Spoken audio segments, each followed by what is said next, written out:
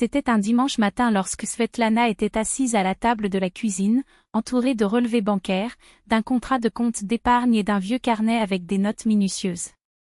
L'objectif était clair, économiser suffisamment d'argent pour payer l'appartement d'ici avril. À côté, une tasse de thé froid témoignait des heures qui passaient sans qu'elle s'en aperçoive. 2 doigts de calcul, de risque, d'ajout et rien ne s'additionne. Il y a une semaine, le compte comptait entre 600 et 800 000 roubles. Aujourd'hui, ils étaient à peine plus de 90 000. Comme si un ouragan avait dévasté vos finances sans prévenir, sans explication. En serrant la main, elle décrocha le téléphone et appela Sergueï. « Bonjour. Je viens de vérifier le compte et presque tout a disparu. Avez-vous retiré cet argent ?» La pause à l'autre bout du fil fut longue. Lorsqu'il répondit enfin, sa voix était calme, presque indifférente. « Oui, mon amour. J'allais te le dire ce soir. Ce n'était pas sur un coup de tête, c'était pour ma mère. Tu sais comme c'est dur pour elle de prendre le bus, on en parlait toujours. J'ai trouvé une super voiture, presque neuve, pour un prix incroyable. Il a fallu que je me décide vite. Je pensais que tu comprendrais. » Quelque chose s'est brisé à l'intérieur de Svetlana. Ce n'était pas un grand bruit, ni un cri de révolte. C'était silencieux, comme un fil qui se brise sans faire de bruit. Il n'a même pas demandé. Il n'a même pas discuté. Il a simplement pris la décision à sa place.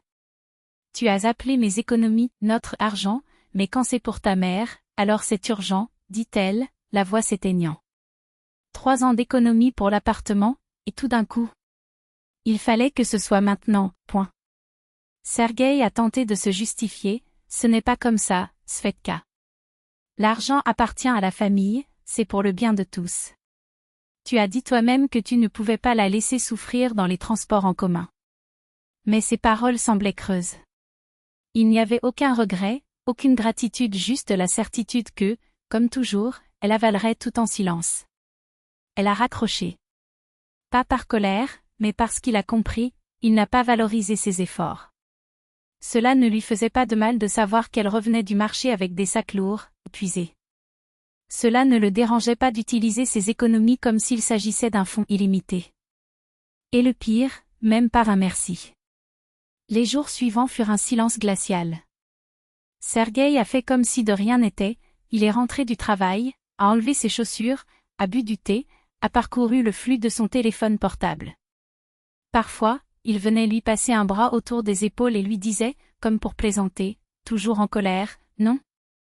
Mais c'est bon, maman adorait la voiture. » Le 3e jour, j'ai même amené Tamara Nikolaïevna pour lui montrer le « joyau ».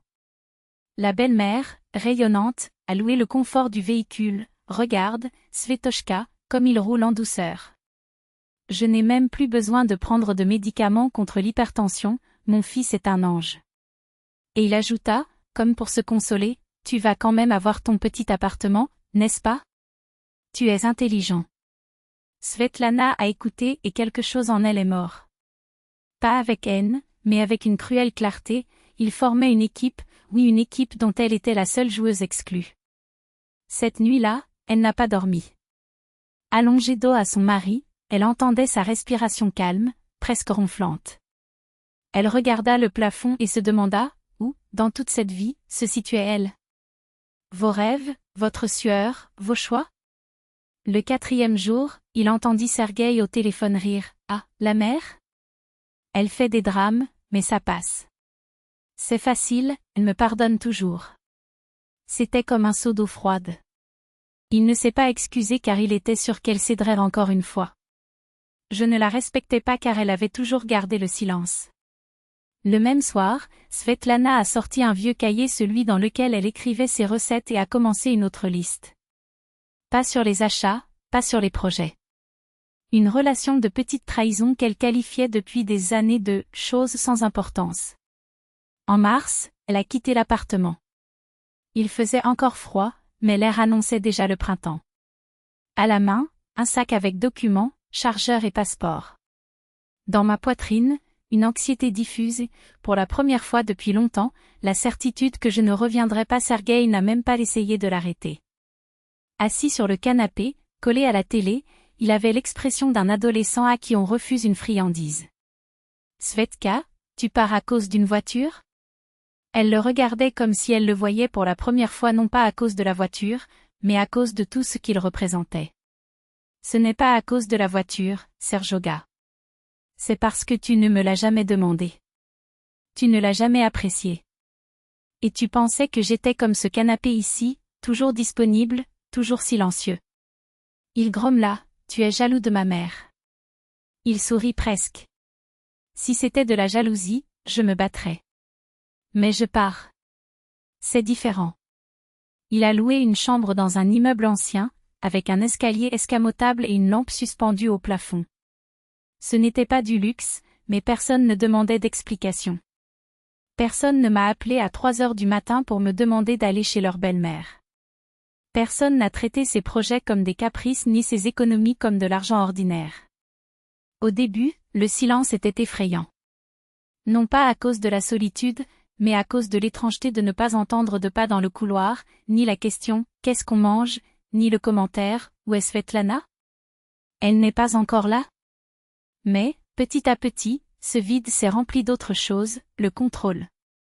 Espace. Votre propre voix. Il a obtenu un deuxième emploi temporaire. Il a arrêté de se victimiser. J'ai noté chaque dépense dans des cahiers séparés. Il a arrêté de rêver d'une belle cuisine et a commencé à économiser pour sa cuisine. Pas de négociation, pas de permission. Et chaque fois que la nostalgie ou le doute frappait à la porte, je relisais cette liste, elle a décidé pour moi. Elle a dit que j'étais soft. 6 mois plus tard, Svetlana se tenait devant la porte vitrée d'une agence immobilière, un épais dossier à la main. À l'intérieur, le contrat, les calculs, l'approbation du financement, tout est à votre nom. Ce n'était pas l'appartement de rêve qu'elle et Sergueï avaient imaginé, il n'était pas au centre, il n'avait pas de balcon ni de cuisine revue. Mais c'était la sienne. Payée avec votre travail. Chaque rouble honnête. Sans un centime de plus, sans une seule excuse.